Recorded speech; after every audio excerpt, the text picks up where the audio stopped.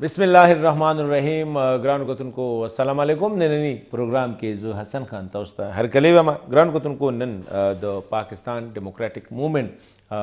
له طرفه د الیکشن کمیشن اف پاکستان مخې ته د عمران خان یا د پاکستان تحریک انصاف چې کوم کیس روان دی د فارن فنډینګ یعنی د بهر ملکونو نه د چندې په حواله سره یا د فنډینګ په حواله سره د هغې ځکه چې دا کیس تقریبا د شپږو کالو نه دا کیس روان دی او الیکشن کمیشن کې د هغې فیصله نه کیږي. په دې حوالې سره نن د پی ډي ایم له اړخه چې کوم دی دې باندې چیرې لکه د دې کیس فیصله دی زر وکړي ځکه چې د نورو کیسونو فیصله کم کړي چې اپوزیشن انوالي هغه ودن نو ټایم چې کوم دی سپریم کورټ عدالتونه هم کې او داسې ادارې هم کې خو دلته کې چې کله حکومتي پارټي یا حکومتي خلک انوالو دی نو په دې کې دوی چې کوم دی دغه نه کار اخلي. ننني پروګرام کې موږ هم دا لمبې کوشش به کوو چې یاره لمبې تاسو ته موږ چېرې دا فارن فنډینګ کیس دا دی څه شی دی په دې حوالې سره به موږ خبرې کوو. د پاکستان تحریک انصاف چې کوم فاؤنډینګ ممبر دی اکبر اس بابر صاحب د هغه سره به خبرې کوو. لږ به د هغه نه موږ د هغه سره خبرو مطلب دا دی چې یاره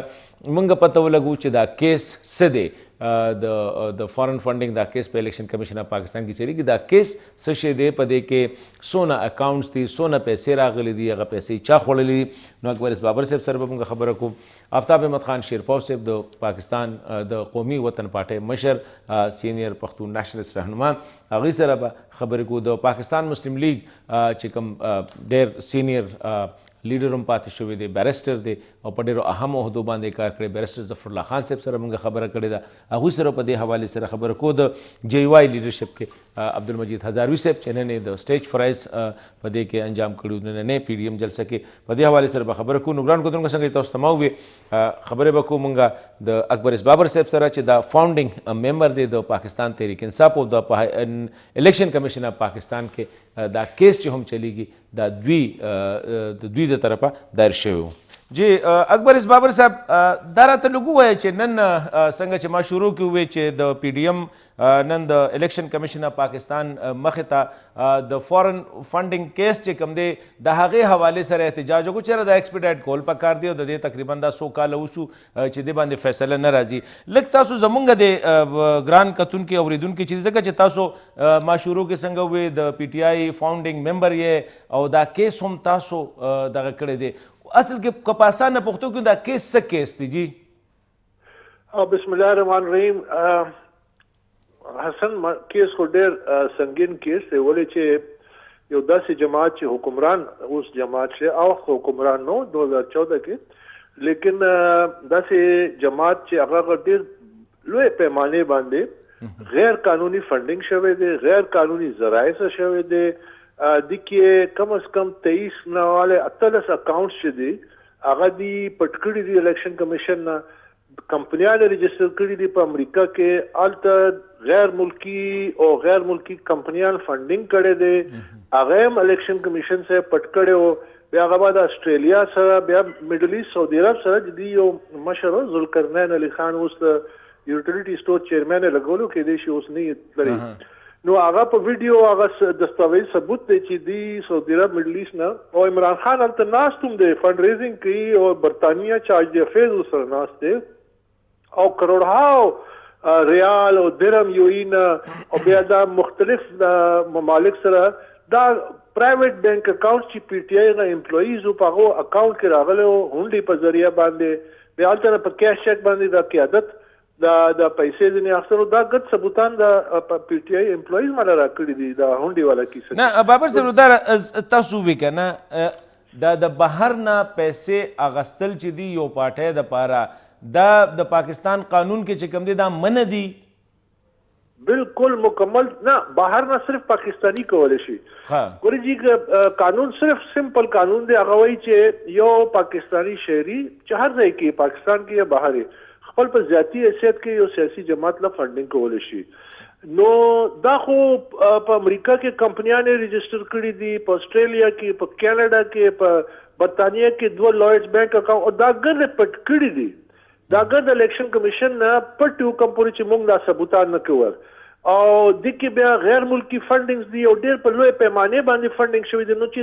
یو سیاسی جماعت چې په اقتدار کې را روان دي نو ارباو روپے او ملینز اف ډالرز غیر قانوني فنډینګ چې کیږي او څه مقصد لپاره کیږي کنه جی موږ د پاکستانیان خلاف نه یو چې فنډینګ کوي سیاسی جماعت نو هغه لیسٹ پکار دی اوس دی دا دعویٰ کوي لیٹسٹ ہم نے 40,000 ہم نے تو ڈونرز کے عمران خان پر انٹرویو کی وائی کہ ہم نے 40,000 کی لسٹ دی ہے نو زسو ایم چې درو خو هغه پښې نه کنا ولې دا 40,000 لسٹ دی ورکړي دي هغه ساده کاغذ باندې نمونه لیکلي دي اق اماونت چې موږ له ورکړو هغه بریک ډاون ورکړي دي او دا لسٹ دی دا 2017 کې تیار شوی دی او دا آڈٹ چې کیږي هغه 2009 نه والے 2013 پیریډ کې نو 2017 کې د 2009 10 11 12 13 چې لسٹ هغه 2017 کې ولې تیار شو لسٹ خو د امریکای سرکار ډپارټمنټ اف جسټس په ویب سټ باندې پروت دی هغه کې یهودیان نوم هم دی باری شنپس هم دی بل کمپنیان هم دی امریکا غږ دلته نشاندهي شوی ده نو هغه ثبوت دی دا جعلی لسٹ چې ورکړی دی په هغه باندې ہم نے دے دی اور وہ 2017 کې دی ورکړی دی دا کیس چې دی فی الحال چې تحقیقات کیږي هغه 2009 والے 13 پورې بیا دی وایي چې ہم تو شفاف ہے ہم نے کچھ نہیں کیا نو پہ آپ نے بیا تاسو ہوا دا ریٹ پٹیشنز ولی په ہائی کورٹ کې وکړو کم از کم 500 نه زیات خو تاسو اپلیکیشن ورکړي چې اس کو خفیہ رکھا جائے اس کو اکبر بابر ممبر نہیں ہے او آخری چې اوس هم نن هم په سپریم کورٹ کې د عمران خان په دستخطو یو ریٹ پٹیشن پینڈنگ دی چې په هغه کې درخواست ورکړي دی چې الیکشن کمیشن کا دائرہ اختیار ہی نہیں ہے کہ یہ کیس کو سنے اور ہماری تحقیقات کرے نو اوس راته وایي چې کدی شفاف او دی سپاو نو دا سپریم کورٹ کې دی ولی دا پټیشن کړی دی او بیا عمران خان وایي چې زه خو حاضر یم هر شي لپاره نو دی په هائی کورٹ کې افیډیویټ ورکوي چې میں عام شہری کے آگے جواب دہ نہیں ہوں نو دا کم مدینہ ریاست ته چې خلیفہ وایي چې میں جواب دہ نہیں ہوں اسی دې کې بابر صاحب لکه تاسو چې دا وې مولانا فضل الرحمن صاحب که تقریر تاسو نن اورېدلی هغوی بار بار یو خبره کوله چې د فورن فنډینګ کې چې کوم دی دا د هندوستان نه او د اسرائیل نه چې کوم دی خاص کر د دې نه شوي دي نو تاسو خو دا کیس د ډېر ډیټیل نه سټډي کوئ بلکې تاسو فاونډینګ ممبر یې هغه ټایم کې تاسو چې به زموږ انټرویوګانو ته راتلی نو هغه ټایم کې تاسو سیکرټري اطلاعات وې سپوکس پرسن هم وې د پارټۍ نو داسې ده چې دې کې لکه داسې لوف سایډډ چې یاره اسرائیل نه پکې زیات فنډینګ شوی یا هندوستان نه پکې فنډینګ شوی که نه اوورال د هر ځای نه شوي دي جی نه جی هر ځای نه شوي دي او د کې دا 23 بینک اکاؤنٹ چې دي دا چې سټیټ بینک په جولای 2018 کې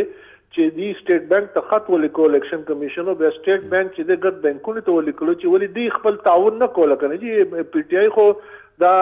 تحقیقاتی عمل کې شپږ کال دی تعاون نه کیو د دې ثبوت دا دی چې الیکشن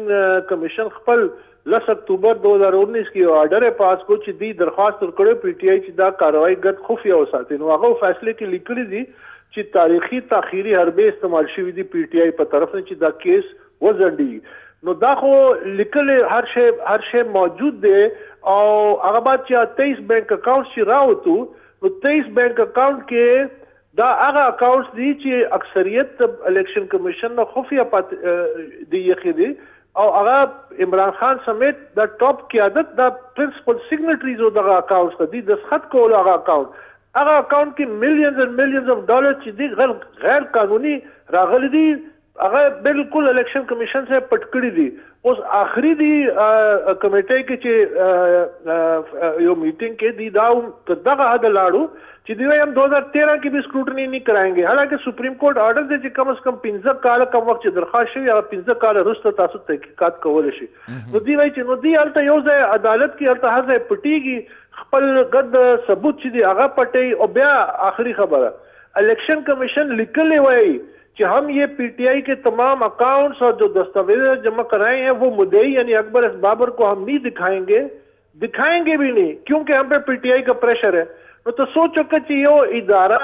چې هغه باندې تحقیقات کی او چا خلاف چې دی هغه تحقیقاتی عمل باندې دومره اثر رسوخ رسی نو بیا هغه څنګه به ازاده تحقیقات کیږي جی دا خو بالکل لکه یو ټایم کې بتاو سو اوریدلو بابر صاحب چې نیب هم داسې یو بیان ورکړو که د حکومت خلاف موږ تحقیقات وکړو نو دا حکومت په بیا چې کوم دی کولیپس شي لکه دا یو خبره کړو اخرنۍ پوښتنه کوم جی یو کړه که تاسو دا ووایي چېرې دی دا فنډینګ چې شوی دی دا پیسې دوی چېرته انویسټ کړي دي په الیکشن یې لګولي که نه خپلو کې خورد برد کړی دی او چا تاسو وایي چېرې لیډرشپ په دې باندې دستخطونه کوله نو بس خو دې ټایم کې عمران خان ځکه چې تاسو هم ته لاړلی هغه فاونډینګ ممبرز خو اکثر چې کوم دی د خان سره اوس نشته دی نو کم داسې دي چې اوس هم پکې پاتې دي او دا پیسې ستاسو په خیال دوی چېرته انویسټ کړي دي که نه خپله باندې خرچ کړي دي ګورجي زه خو تر دغه حده کولی شم چې ډېر لوی پیمانې ارباو روپۍ راغلي دي میلیونز اف ډالرز راغلي دي په پټ راغلي دي په پټ بینکو کې راغلي دي په هونډي په ذریعه راغلي دي او پی ټی آی غا چې ټاپ لیډرشپ دی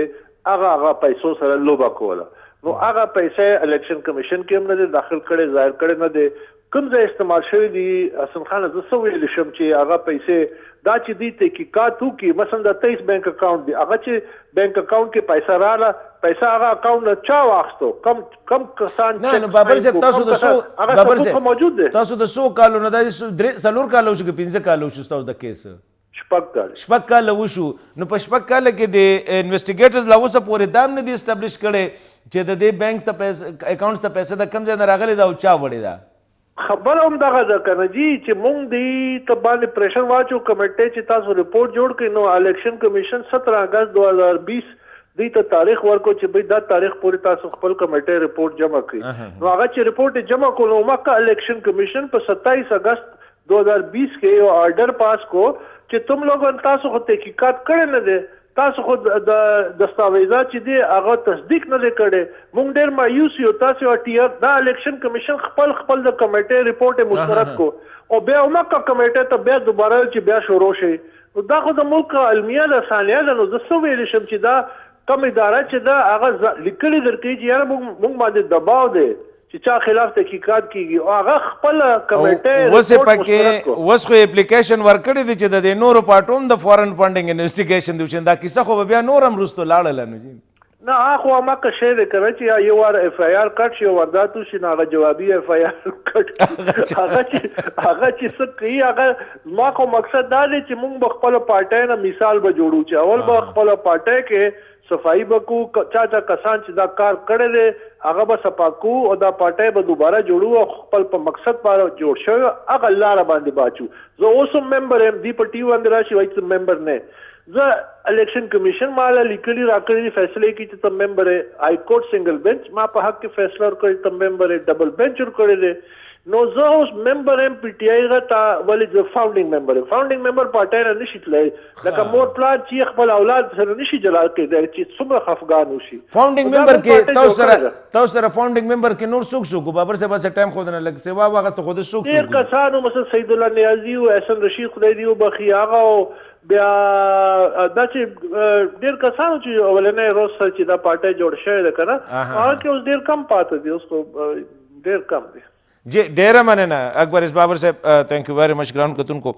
بابر صاحب خبر هم دا دی چې دا تقریبا شپږ کاله وشو او دا کیس په الیکشن کمیشن کې روان دی پاکستان تحریک انصاف دعوه خدا دا چیرې لکه هر یو شی به کلیر او د انصاف مخې ته به امیر او غریب چې کوم دی یو شانتي اوس هم دا خبره ده چې شپږ کاله دا کیس ډیسایډ کیږي نه یو طرف ته فیصله پکار ده که کلیر نو کلیر پکار ده که کلیر نه نو پکار چې هغه شی اسټابلیش کړي چیرې دا دریش اکاونټ چې دی دې کې پیسه د کم ځای نه راغلی ده دا خو څومره ګران کار نه دی که بینک وغواړي پته لګوي شي او بیا دا پیسه چا ایستې ده په کم مد دپاره ایستې ده دا هم چې کوم دی لکه دومره ګران نه چې ته د بینک نه چې کوم دی که ته په دغه باندې اکاونټ باندې ګورې نو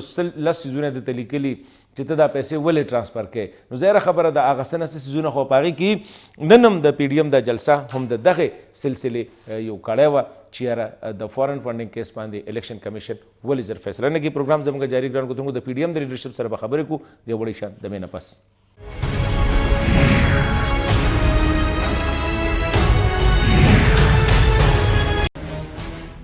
چې ګران کتونکو پروګرام کې یو وارې بیا هرکلې تاسو پروګرام لمبه حصہ کې تاسو د اکبر اس بابر صاحب کوم چې د پاکستان تحریک انصاف فاؤنډینګ ممبر دی د هغه خبرې واورېدلې چې دا تقریبا 30 اکاؤنټس دي او په دې کې په میلیونه ډالر باندې پیسې راغلي دي دا 30 اکاؤنټ بالکل پټ ساتلي دي شپږ کاله وشو چې دا کیس چلیږي ګران کتونکو دا وخت زموږ سره پښتون قوم پرست رهنما د قومي وطن پارټۍ چیرمین ملي رهبر آفتاب احمد خان شیرپو صاحب زموږ سره په لاین باندې د هغوی په خپله باندې نن بلکې د پی ډي ایم په ټولو جلسو کې شرکت کوي او په دې کې هم په خپله باندې هغوی شریک وو هغوی سره په دې حوالې سره خبره کوم شیرپو صاحب السلام علیکم وعلیکم السلام ډیره مننه سر ډیره مننه ثانک یو ویری مچ شیرپو صاحب تاسو نن جلسه چې کومه وکړله د دې بنیادی مقصد دا و چې په الیکشن کمیشن اف پاکستان کې د شپږو کالو نه یو کیس چلیږي چې په هغه کې موجوده وزیر اعظم عمران خان د هغه خلاف یا د هغه د پارټۍ خلاف دی څه ګوره چې تاسو کوم نن کوم اکټیویټي ونه د دې بس امپیکټ راشي مخې ته بالکل برازي حسن خان یو خدا چې الیکشن کمیشن یو آئینی اداره ده او موږ ته دا توقع ساتو چې هغوی به انصاف کوي هغوی به چې څه مخامخ د هغوی د هغې مطابق په میرټ باندې فیصله کوي او چونکې دا په دې لحاظ سره ډېر ضروري ده چې الیکشن هم وشو الیکشن نه پس دا کوم صورتحال چې جوړ دی نو خو الیکشن دا فنډینګ چې کېږي نو الیکشن دپاره کېږي او هغه فنډینګ چې دلته راغلی دی نو چې د هغې حساب کتاب ورته ونه کړي چې دا چا ورکړي دي پیسې دی کې ډېر داسې هم کېدی شي چې داسې ادارو یا داسې خلکو ورکړي چې هغه د قومي سلامتۍ دپاره هغې کې خطره وي نو کو دې کې څه ني نو خو دوی په کار دا دی چې وایي چې راشئ بس اوکې بالکل څنګه چې الیکشن کمیشن د پیپلز پارټۍ او د پی ایم ایل این نه موسټ دي هغوی هم هغه ورځ موجود وو ورغلي وو یو ورځ مخکې نو دوی دې بس خپل هغه وکړي او کو دا وایي چې بھائی هغوی ولې کوي هغوی ولې نه کوي نو دا هغوی خپل هغه دی هغه به الیکشن کمیشن هغوی سره کوي او چونکې د دوی اکبر اس بابر د دوی فاؤنډینګ ممبر دی او هغه دا کیس هغه کړی دی نو څه پورې هغه یوازې لګیاو خو مونږ په دې دا محسوس کړه چې یاره پارټۍ په کار دی چې یوځای شو هلته التجا وکړو الیکشن کمیشن ته چې دې زر سره فیصله وکړو دا راته وایي شیرپو صاحب ستاسو خپل دغه څه دی چې الیکشن کمیشن شپږ کاله چې کوم دی دا کیس وځنډو او اوس هم لا پته نه لګي ځکه پاکستان تحریک انصاف نه چې هغوی کوم ډیټیل غوښتي وو هغه 2020 دپاره هغې هغه اوسه پورې هغه چې کوم دی سبمټ کوي نه خو دا کیس ډېر په دغه سر روان دی تاسو څه ګڼئ چې الیکشن کمیشن باندې دباو دی یا الیکشن کمیشن چې کوم دی خو یو کیس ته فیصله کول دي او ولې نه کوي فیصله جی دا کو تاسو خیال دی نو اکبر اس بابر هم په خپل انټرویوګان کې دا ویلو چې وی مونږه څوک وو بیا د الیکشن کمیشن هغه ممبرانو هغې کې لاندې کوم هغه سکوټیني والا چې مونږ څوک وو مونږ باندې پریشر دی نو مونږ خو دا وایو چې بھائی تاسو پریشر مه اخلئ آزاد فیصله وکړئ کو د پیپلز پارټۍ والو کې هم څه نقایصي هغه د هغې دې هم روزي د پی ایم ایل این دې هم روزي خو د دوی چونکې د شپږ کاله داسې هغه لګیا دی نو زمونږ دا مطلب دی چې دې دپاره اوس مونږ به خامخا ته رومبنۍ هغه وو دې نه پس کو په دې کې بیا هم وخت تېر شو نو بیا به پی ډي ایم راځي دوباره به راځي درېیم ځل به راځي چې څو پورې دې فیصله ونیسي چې موږ قوم ته خور غواړو چې ګوره دا دوی اکاؤنټ د دوی دې کې څه مسله ده چې دوی ولې نه ښیي نو کو نی پکې څه نو را مخامخ دي شي او دا ویل چې بھائی زما ایجنټان د هغې زه ذموار نه یم دا خو سچه ګپ شپ دی جی شیرپو صاحب یو خو د دې لکه مورل پهلو ده که نه اخلاقي نو اخلاقي خو څنګه چې عمران خان د مدینې د ریاست خبره کوي د پیغمبر صلی الله علیه وسلم یا د عمر فاروق د انصاف خبره کوي نو یو خو د دې دغه پهلو ده چې هغه پکار دی چې دیم په خپل ځان خپل کتابونه کلیر کی یو د دې لیګل اسپیکټس دی تاسو څه ګڼئ چې لیګلی که چېرې پرس که دا ثابته شي ځکه حکومت تختی پی ټي آی تختی د عدالت هغه مره کوآپریشن نه کوي نو تاسو څه ګڼئ چې د ده به د ده په سیاست په پارټۍ یا په د ګورنمنټ باندې به څه اثرات دي د دې د دې ډېر دوی اثرات دي یو خو دا چې د اکاؤنټونه دا د شي اکاونټونه پټ کړي و د الیکشن کمیشن کې نیو کړي نه دا خو آرټیکل 62 او 63 63 لاندې د باندې پاغه کې دي شي د نه لکه هغه چې سپریم کورټ صادق او امین ګرځولې دي جی هغه سو نو د دې خدا مطلب نه چې اوس بل څه داسې هغه راشي نه هغه به اوس هغه کېږي نه زم دا چې کو دې کې داسې سو هغه شواهدو لکه چې وای موږ زه الزام نه لګوم چې په دې کې د هندوستان نمشته اسرائیل نه ماغه شوی دي د نور د نم شوی دي شاید نورم داسې ادارې چې هغوی فنډینګ کړي نو بیا خو د یو پارټۍ ته چې داسې فنډینګ وشي نو بیا خو د هغوی چې څه مقاصد دلته پاکستان کې هغې مطابق به بیا دوی هغه کوي که نه نو په دغه لحاظ سره د دې نورم زیات هغه کیدای شي خو دغه شی پکې نه بیا خو د ټولې پارټۍ باندې د دې اثرات هغه دي او هغه کیدای شي چې پارټي باندې پابندي ولګي دریم دا چې په الیکشن کې دا پیسې استعمال کړي دي او هغه غلطي دي غیر آئینی دي غیر دا قانوني دي نو بیا خو دا الیکشن هم متنازع مخکې نه و د سره نور مزید خو دې وایي چې شپوس دریش اکاونټس چې کوم دي د پارټۍ د هغې ډیټیل الیکشن کمیشن ته نه دي ورکړي دا خو نور هم فورجري کې راځي ځکه چې اوس په دغه باندې زه نه یم پوهه تاسو خپل الیکشن کې حصه مه اخلئ خپله پارټي هم دا مخکې هم تاسو شورونه پاکستان پیپلز پارټۍ سینیر لیډر وی دا ضروری ده چې تاسو د پارټۍ فنډینګ د هغې سورسز او د هغې اکاونټس دا به ټول تاسو الیکشن کمیشن ته بیفور الیکشن سبمټ کوئ جی بالکل اوس او خاص کر د تیر حکومت کې کمیټي جوړه وه زم پکې وم دا الیکشن لاز هم چې هغه کېده په هغې کې اوس دا دي چې څوک درته فنډینګ کوي دغه نوم دغه هغه د په پاکستان کې نو دغه شناختی کارت نمبر هغه چې څومره پیسې کړي دي دا ټول به ډیټیل به ورکړي دې کې دویمه خبره نشته د هر یو سړي به ډیټیل ورکړي نو د چې دا بار نه کړي دي که ستاسو خیال دی یو ځل امریکې ته ته د فنډینګ لپاره هغوی په جاز کې لږ ساعت د ده نه تپوسونه کړو او رکاو کړی و نو هغه هم هلته هم د هغوی قانون هم داسې نه شي چې ته هلته لاړ شې فنډینګ وکړي او بس ځان سره هغه روړې هغه هم نه شي کېدی نو دا خو بین الاقوامي سطح باندې هم د دا چې کوم کار کړی دا غلط کار کړی دی نو دا ټول هغه چې دي نو دې لحاظ سره خو زما په خیال ملک چې داسې هغه نو دا خو چې فنډینګ هم غلطي پټه هم دریش اکاونټ خو ډېر شی دی که نه جي دریش ډېر هر ځای نه د پیسې راجمع کړي دي اصل شیرپور صاحب که زمونږ د اوریدونکو ته کتونکو ته تاسو لږ په اسان لفظ دغه کې سیاسي دغه کې ووایئ چې دا څومره سنجیده یا څونه سیریس کیس دی د فورن فنډینګ دا ځکه دا د شپږو کالو نه روان دی عام خلک په دې باندې دومره پوهه نه دی ما ځکه اکبر بابر صاحب هم په دې حوالې سره تپوس وکړه چې لمبې مونږ پوهه کوي چې دا کیس څه دغه دی عام سړی به مونږ څنګه وایو چېرې لکه دې کې غلا کم ځای شوې ده فورجري پکې کم ځای شوې دی ملک سره کم ځای نقصان دی جی بس آسان لفظو کې دا دی چې د غلطی پیسې داسې پیسې چې هغه د سیاسي پارټو لپاره هغې باندې هغه دی چې هغه نشي هغه کولی پابندي ده پیسې هغه کړي دي د بار ملکونو نه د داسې خلکو نه چې هغه د ملک هغه دي د ملک دشمنان دي نو په دې لحاظ سره بیا په ټول دویم خبر دا چې دا هغه پیسې پټې کړې اوس هم پته نه لګي چې د کم کم اکاونټونو کې دا پیسې ایښي دي چا سره دي او د دې ټول ذموار دی په خپله دی د هغې کنجي د سره ده په لاس کې نو په دې کو دا بانه جوړی چې یاره دا زما ایجنټ دی یا فلانې دی هغه ایجنټان هم چې دي هغه کمپنیانې دي او هغه ده جوړې کړي دي د ده په دستخط باندې نو په دې سره د دې د ده چې کوم مشران دي چې څوک په دې کې کمیټه کې ورسره دي نه هغه ټول په دې باندې هغه کېدی شي ناهیله کېدی شي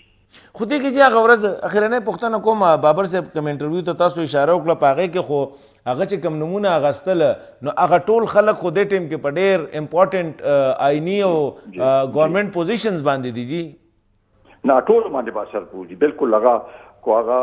ټولو کې اوچت د صدر مملکت ته او کو سپیکر ته راټول هغه نمونه چې په کې ما غشتو او واقعي کو هغه په دې کې هغه نو دا خو بیا ډېر سنگین هغه دی کیس ته پتا او دې مکمل په دې باندې ډیسکوالیفای کیږي او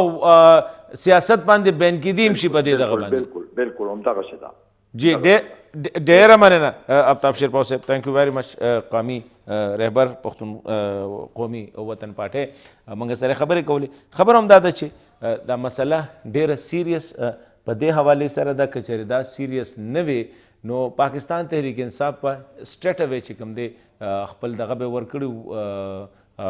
کم ډیټیلز دي هغه به ورکړو خو دا دریش اکاؤنټس چې کوم دي په دې کې مولانا صاحب خو دې ته موږ یو سیاسي بیان وایو چېرې صرف وایي چېرې د اسرائیل نه یا د هندوستان نه خو څنګه چې اکبر بابر صاحب ووایي چې په دې کې د دنیا د هر یو دغه نه چې دی په دې کې پیسې راغلي دي دا وخت زمونږ سره ګران کتونکو د پاکستان مسلم لیگ نون سینئر رهنما مختلفو اهمو عہدو باندې پاتې شوي دي د ستعارف محتاج نه دی بیرسټر ظفر الله خان صاحب هغوی نه هم په دې حواله تپوس کو چې دا فارن فنډینګ کې څومره سیریس دی او دا آیا حکومت دپاره یا د پی ټی آی دپاره نن چې کوم پی ډي ایم کومه جلسه کړې ده د الیکشن کمیشن پاکستان مخې ته د دې څه اثرات پکېږي په الیکشن کمیشن باندې که نه بیرسټر ظفر الله خان صاحب السلام علیکم السلام جناب تھینک یو ویری مچ سر بیرسٹر صاحب یہ بتائیے کہ آج پاکستان ڈیموکریٹک موومنٹ کا ایک جلسہ ہوا الیکشن کمیشن آف پاکستان کے سامنے تو آپ کیا سمجھتے ہیں کہ یہ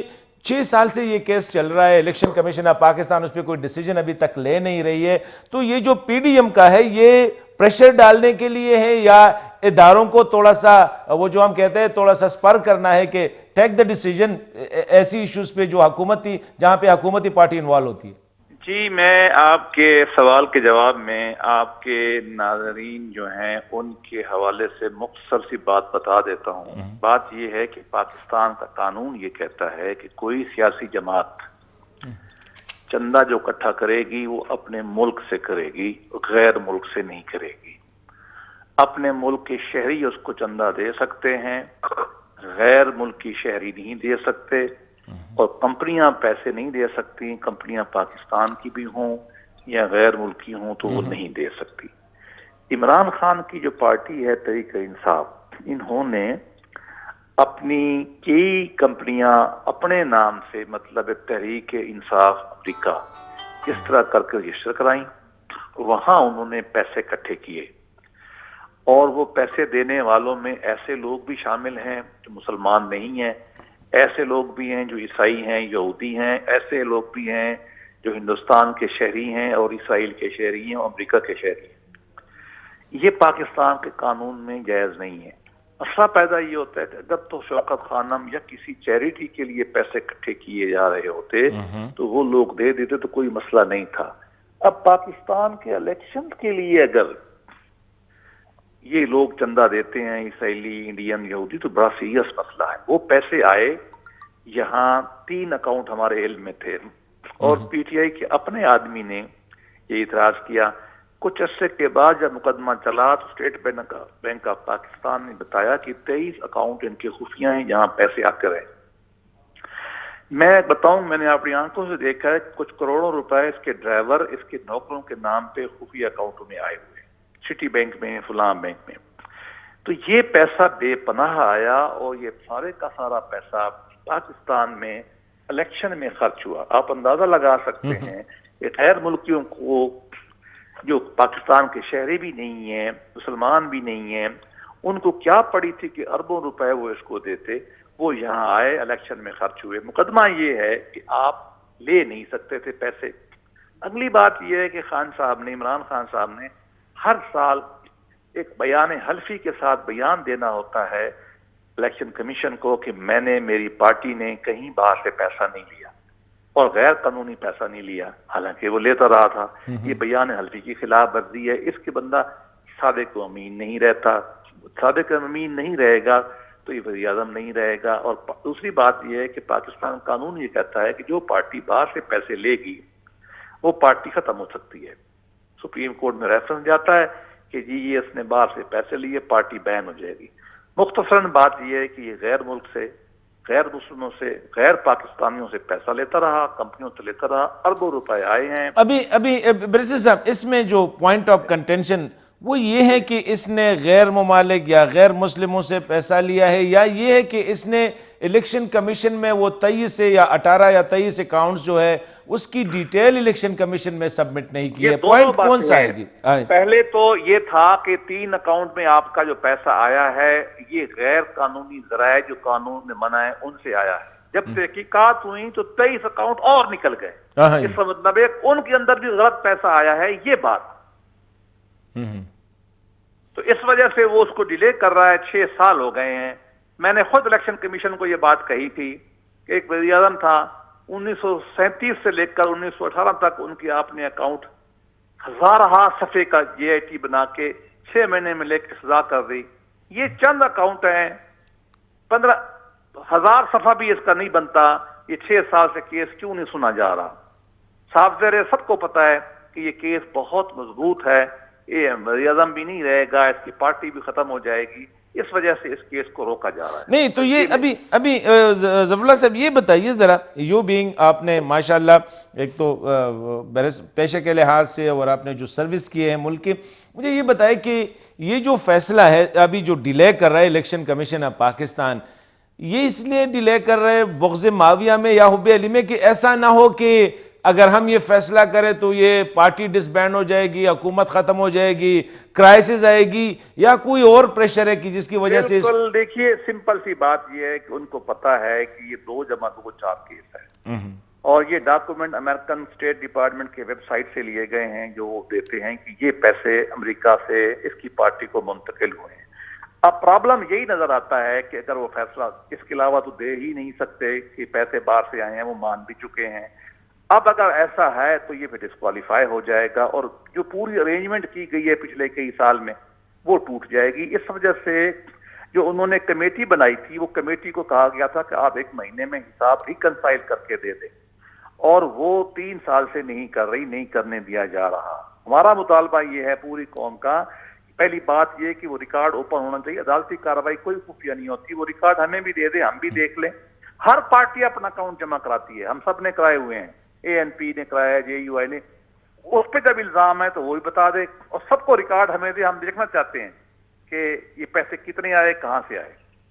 ابھی ظفر اللہ صاحب یہ جو کیس ان نے سبمٹ کیا ہے فاروق حبیب صاحب نے کہ باقی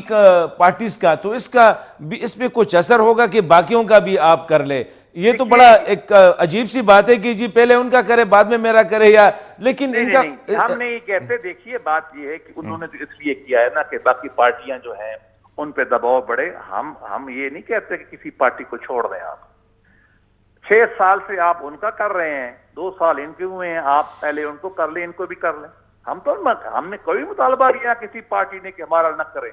ہمارے کسی اکاؤنٹ میں کوئی غیر ملکی پیسہ نہیں آیا ہے. اللہ اعلان کہتے کریں, دیکھیں. ویسے برسل صاحب یہ تو برسل صاحب یہ بڑا جس طرح آپ بتا رہے ہیں اٹس دا موسٹ سیریس کیس ہے, اور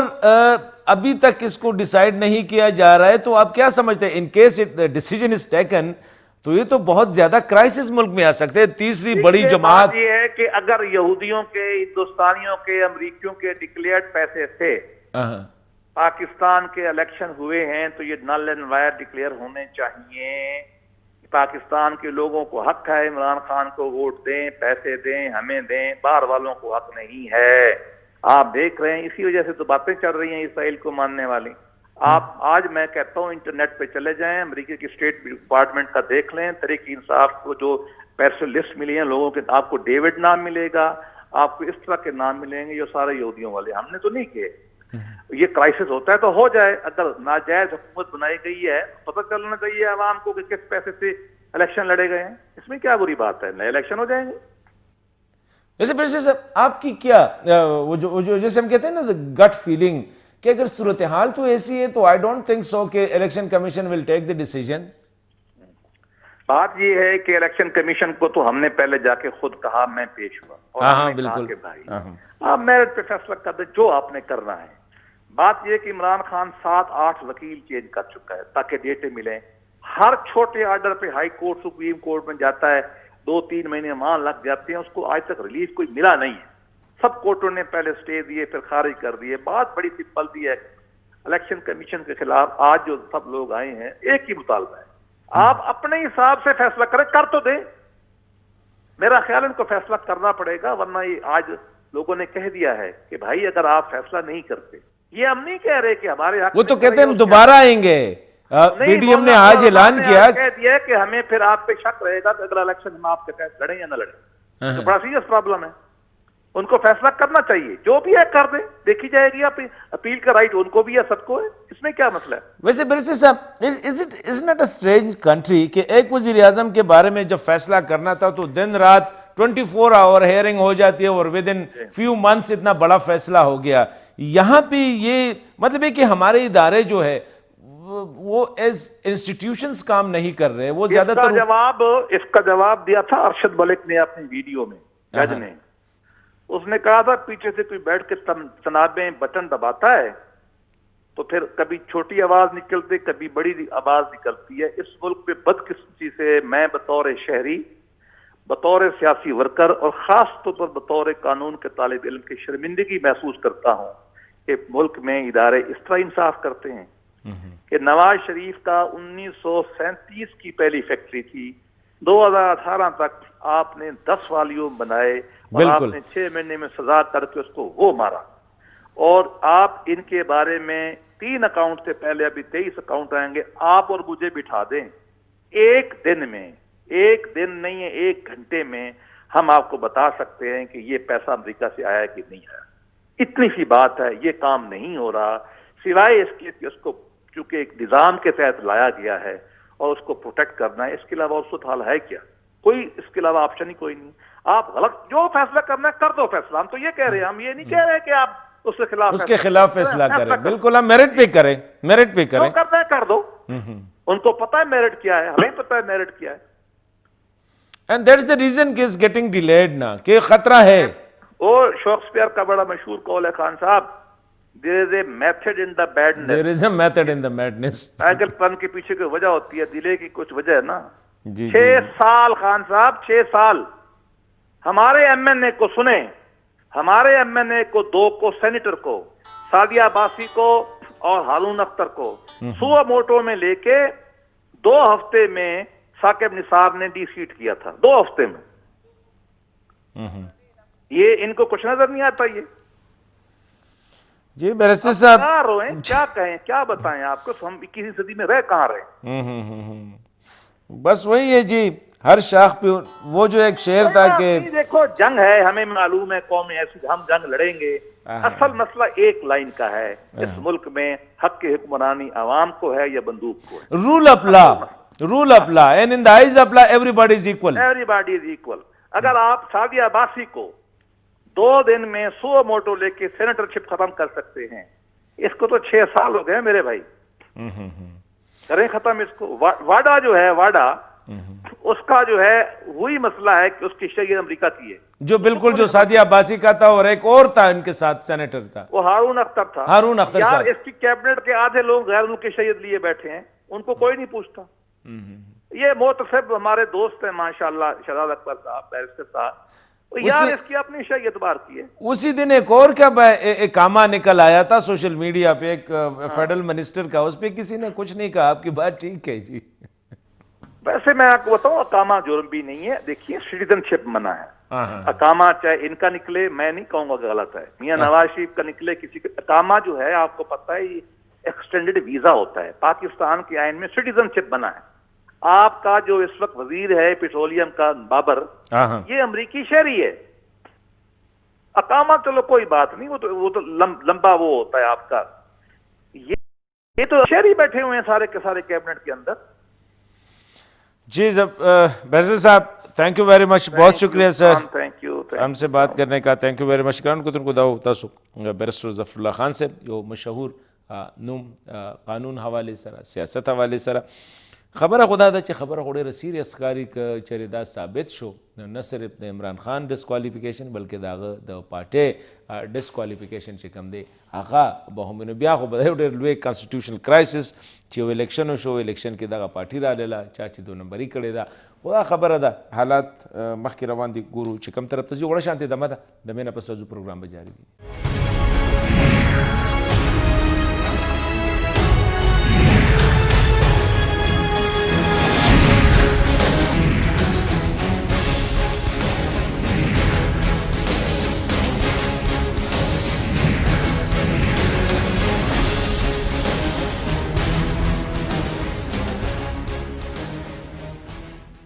جی ګرانو کتونکو پروګرام کې یو وارې بیا هرکلی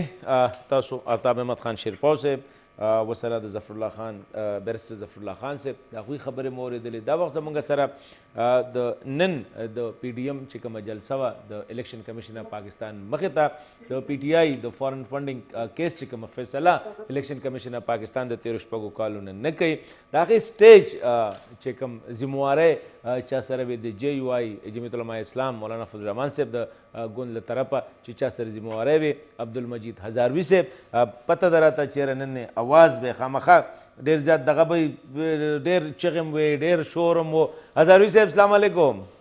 وعلیکم السلام ورحمت الله وبرکاته ډېره مننه ماشاءالله هزاروي صاحب ګورې اواز مو ټیک دی ښه اوسه پورې ستړی شوی نه دي هزاروي صاحب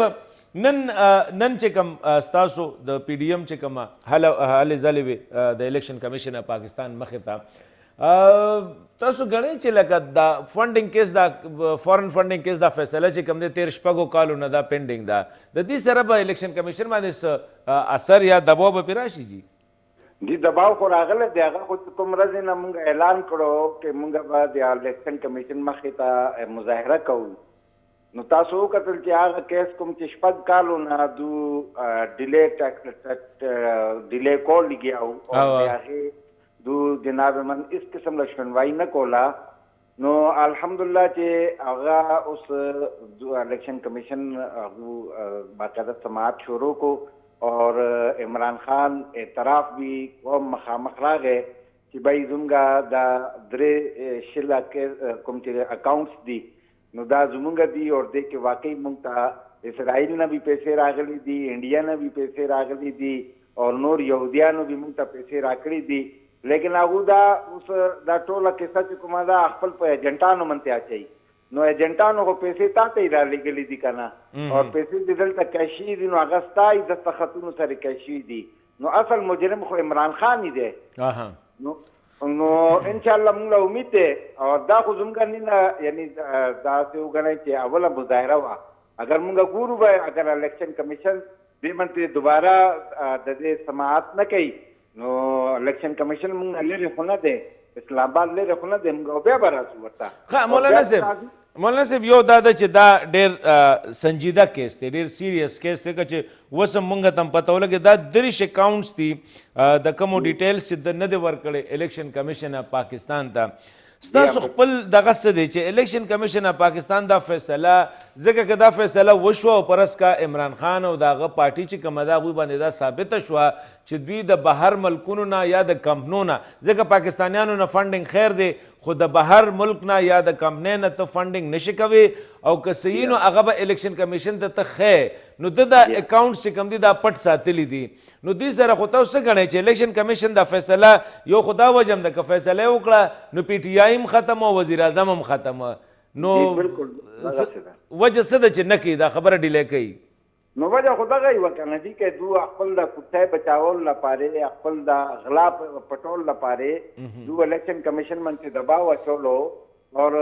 مونږ ځین چې دا مظاهره کړل نو دا د الیکشن کمیشن سره مونږ یو قسم لا یکجهتي لپاره کړی ده چې تو یریږه مو تو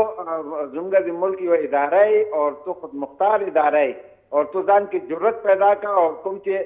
میرټ منځ فیصله جوړیږي هغه فیصله ورکا خو مولانا صاحب تاسو ته خدا هم پته ده چې عمران خان خو سپریم کورټ اف پاکستان ته صادق او امین ویلی دی که نه نو د دې سره اوس الیکشن کمیشن که دا فیصله کوي نو هغه دا خو د سپریم کورټ هغه دغه به نه چیلنج کېږي د صداقت او د امانت والا جي نو هغه صادق او امین نه و هغه ثاقب او امین او ثاقب او امین، هغه ثاقب هغه ته امین صادق ویل دي، قوم هغه ته صادق نه وایي. قوم قابل رد نه دی موږ خو دغه وایو چې نن مولانا فضل الرحمن صاحب دا وایي چې نور ته ټولو ته دی دا غل دی دا غل دی دا غل دی، او په خپله دی ډاکو وته او پوره ټبر یې ډاکو وته. دا راته ووایه د مولانا صاحب چې ان کیس دا فیصله هم دغه شانتې نوره ځنډولې کېږي نو تاسو وایي چې موږ به بیا راځو، دا فیصله پی ډي ایم کړې ده چېرې بیا به موږ په دې حوالې سره راځو دغه به کوو؟ ګوره که نه موږ خو دغې لپاره نن راغلي وو چې الیکشن کمیشن دې منځ د جرأت مظاهره وکړي او د دې اوس خو ګوره که نه اوس خو فیصله کولی چې جرم ثابتولو لپاره، اوس خو جرم ثابت شوی دی، اوس خو سزا راکولو لپاره الیکشن کمیشن له پکار دی چې هغه دو ته سزا راکړي کوم چې دو جرم کړی دی. جرم دو په خپله اعتراف وکړو، دو ومنل چې بھائی دا دریش اکاؤنټ چې کوم دي دا زمونږ دي اور دې کې پیسہ مونږ ته راغلی دا اور مونږ دا پیسہ دې کې ملک کې استعماله کړې دا، ملک کې جناب من دې من ته مونږ خپل پالټۍ چلولې دا، دا ټول اعترافات موجود دي. اور اوس خو صرف د هغې چې کوم جرم کړی دی د هغې جرم سزا هغه الیکشن کمیشن له پکار دی چې هغې خپل فور اعلان وکړي. جی ډیره مننه مجید هزاروي صاحب، تھینک یو ویری مچ تاسو موږ سره پروګرام کې حصه واخیستله، ډیره مننه. جی ګرانو کتونکو دا د جمعیت العلماء اسلام سینئر رهنما عبدالمجید هزاروي صاحب چې نن یې د جمعیت ته طرفه چې کوم دی د سټیج فرایض هم د دوی په لاس کې وو. ګرانو کتونکو موږ د پاکستان تحریک انصاف کوشش وکړو چې د هغوی کوم سپوکس پرسن دي په خاصه توګه باندې شبلی فراز صاحب دي سره چې هغوی سره خبرې وکړو د هغوی موقف په دې حوالې سره څه دی. ایکسکلوسیولی خو هغوی راځي، خو دا بنیادي خبره ده که چېرې دا دریش اکاؤنټ چې کوم دی عمران خان د الیکشن کمیشن پاکستان نه پټ کړي. یوه دویمه خبره دا ده چې دې تک غیر قانوني ذرایعونه، غیر قانوني هغه دی کم چې د پاکستان قانون اجازت نه ورکوي که چېرې دې ته فنډینګ شوي وي نو د دې مطلب دا دی بیا د پاکستان د قانون مطابق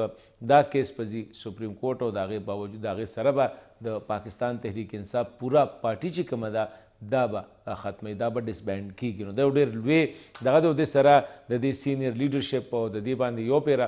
د پاکستان قانون مطابق چې تا باندې د غلا یا د داسې قسمه دغه راغې نو بیا د آیین د آرټیکل